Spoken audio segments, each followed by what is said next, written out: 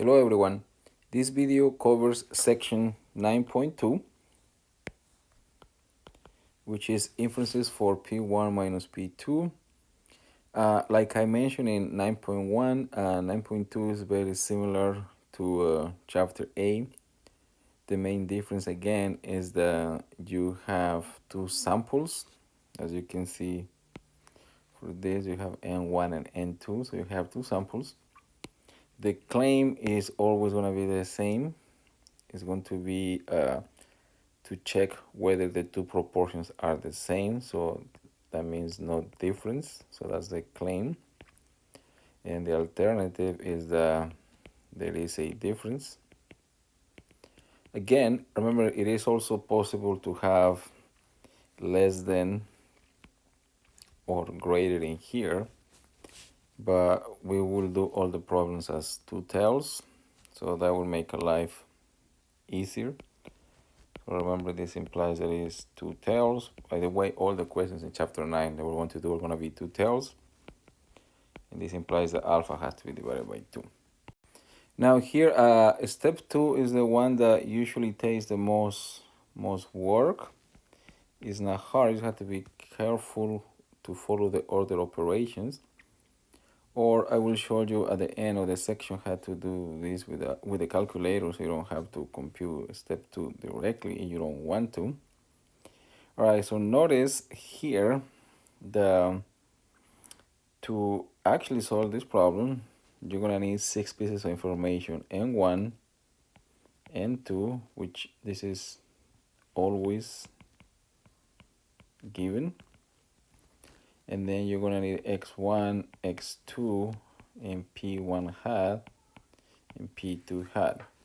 Now, the issue in this section that you have to be very careful is that only 4 of these are given. So these 2 are always given, but they may give you this and this. So you have to figure out this one. Or this will be given and this one, and then you have to figure out this one. Now, to find P1 hat is easy. You just divide this over this. So therefore, you want to multiply x. We want to multiply this times that. We will do this in the example so you can see for yourselves what I mean. But just keep in mind that only 4 are given. Okay, so only 4 are given any problem. For any problem, and you need to figure out the other 2, and you'll see what I mean with the example. This P bar is new, so this one, which is the value is going to go here and here. So this P1 hat will be this value, P2 hat will be this one. The N1, remember, is always given, and N2 is always given. So this looks messy, but it's not that bad as it looks. Now, the rejection regions are exactly the same as section 8.1. So this is 100% the same as, 8.3. So therefore, this is not new. By the way, these are actually the same values from chapter 7 and from chapter 6. So you have seen this at least 20 times by now. The conclusion and summary, again, same as before. So you either reject HO, which means that P1 that equals to P2, which implies that there is a difference.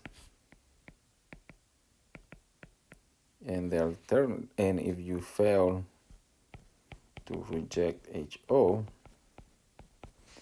that implies that P1 is equals to P2. Actually, remember, it just implies that there is not enough evidence to reject this, that they are the same. Again, remember that these questions are always two tails. So that's why here alpha is divided by 2. So they should be actually plus or minus. And you always multiply by 2 when it's two tails. And this part is the green area from section 6.1. All right, so let's try an example. Here we have the following information. They tell you that x1 is 200, n1 is 400, so notice how p1 is not given. Here n2 is given, p2 hat is given, but x2 is not given. Like I told you earlier, these two are always given, and we are checking to see the two proportions are the same, and the alternative is that there is a difference between the proportions, and in this case alpha is 0.01. The first thing we need to do is to figure out what P1 hat is. Since N1 is given and X1 is given, then P1 hat is going to be 200 over 400, which is 0.5. By the way, it's a very common mistake to flip these two, but if you do that, you will get 400 over 200, which is equals to 2, and this cannot be more than 1. So that's how you can check that this is not right if you get more than 1. So therefore this one is 0.5. Now to find x2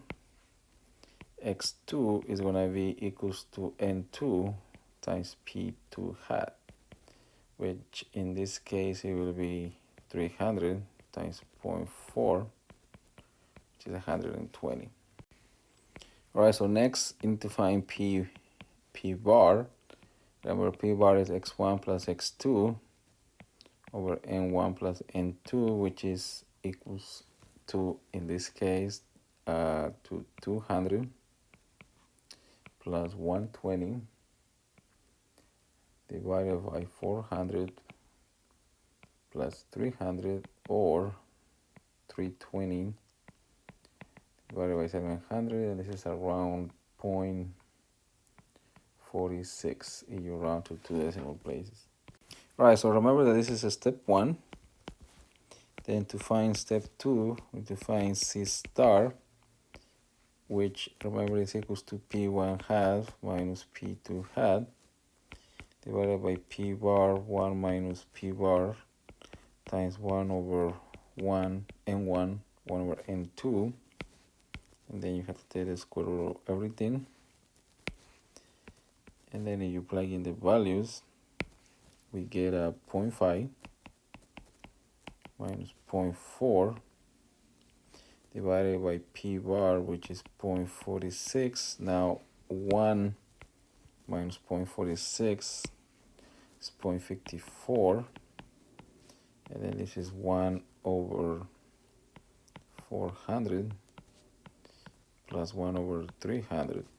Now here is very important that you follow the order of operations.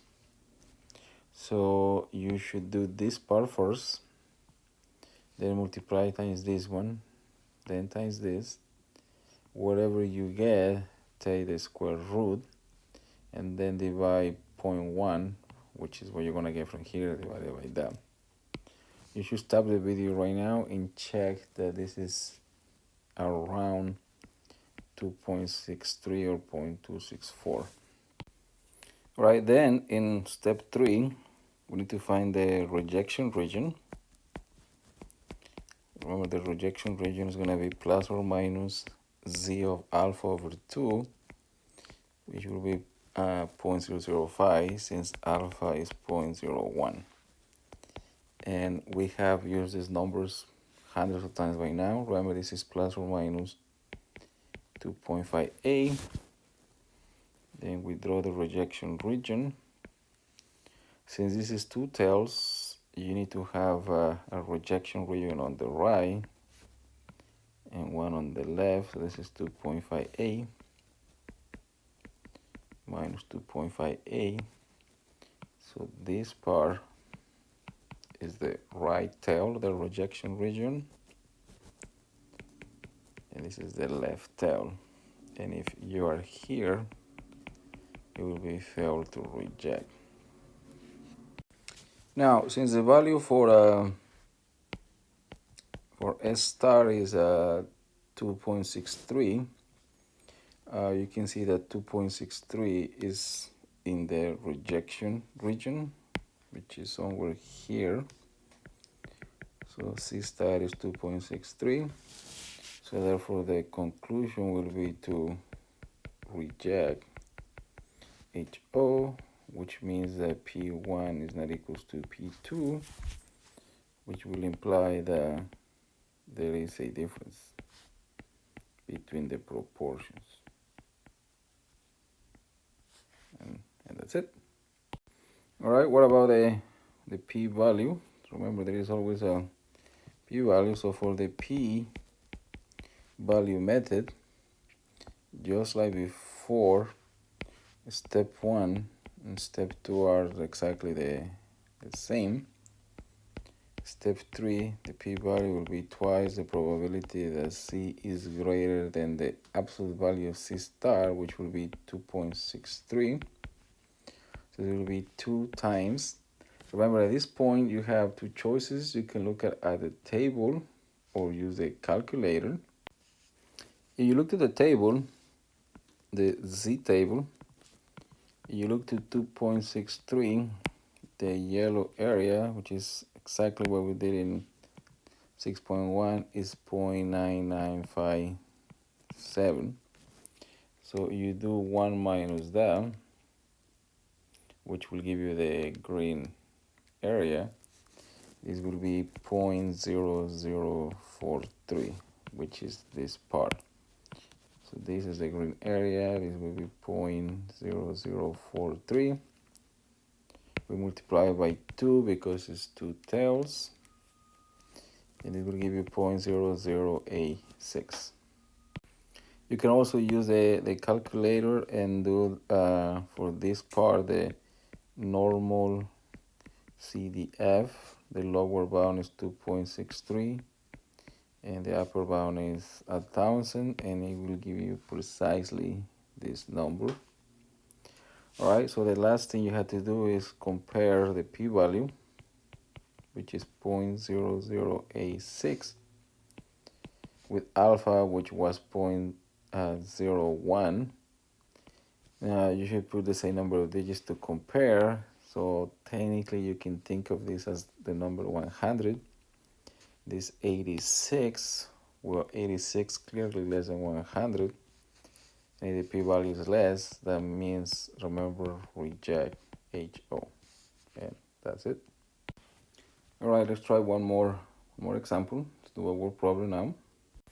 All right, in this problem, it says the following. In a sample of 370 men, that means N1 is 370, 70% admitted to driving with a seatbelt. That implies that P1 hat is equals to 0.7. Notice that how X1 is not given, so we need to figure that out. Then it says in a sample of 280 women, 63% admitted to driving with a seatbelt. Now the question is there enough difference? Is there enough evidence to show that there is a difference in the proportions? Which pretty much this is telling you that step 1 has to be the following: no difference for the claim, and the alternative is that there's a difference. We also need to figure out X2. Well, X1 is going to be 0.7 times 370, and if we multiply that, you get 259. Make sure you do a whole number here. And X2 is going to be 280 times 0.63, which you multiply, you get 176.4. So let's say this is 176. Then we need to find P bar. And remember, P bar is X1, which is 176, plus X2, which is 259. I mean, I wrote it backwards, but it doesn't matter. On the bottom is N1, which is 370, and N2, which is 280. Which you round to 2 decimal places, this is 0.67. All right, then for step 2, we need to find the test statistic, or C star, which will be P1 hat, which is 0.7, minus P2 hat, which is 0.63. divided by p bar, which is 0.67 times 0.33, 1 minus p bar. And then this is 1 over 370 plus 1 over 280. And here, depending on your rounding, you may get a slightly different answer, but once you simplify this, remember, do this over this, plus this over this, times that, take the square root, and whatever you get, divide this over that, and the answer is around 1.9. Then for step 3, which is probably the easiest step for these problems, you find the rejection region, which is plus or minus C of alpha over 2. In our case, is plus or minus 0.025, which is plus or minus 1.96. Then draw the rejection region. We have 1.96 minus 1.96. If you are here, it will be rejected. If you are here, is also rejected. And this will be the fail to reject region. Now, in this particular case, the value for Z star is equals to 1.9, which is almost in the rejection region, but not quite. So this is close, but it's not there. So therefore, the conclusion will be fail to reject HO, which means that there is not enough evidence to reject the claim that P1 is equals to P2, which means there is no difference between men and women when it comes to using seatbelt. So that should be the explanation. So explain. And again, remember, the explanation is there is not enough evidence to support the claim that there is a difference between men and women, or that there is no difference between men and women. All right, finally, the p-value. And for the p-value, step 1, step 2, the same as before. Step 3, the p-value is going to be twice the probability that Z is greater than 1.96. 1.9. And again, you have two choices. You can use the table. You can use the calculator. This time, let's use the calculator. This will be 2 normal CDF, 1.96.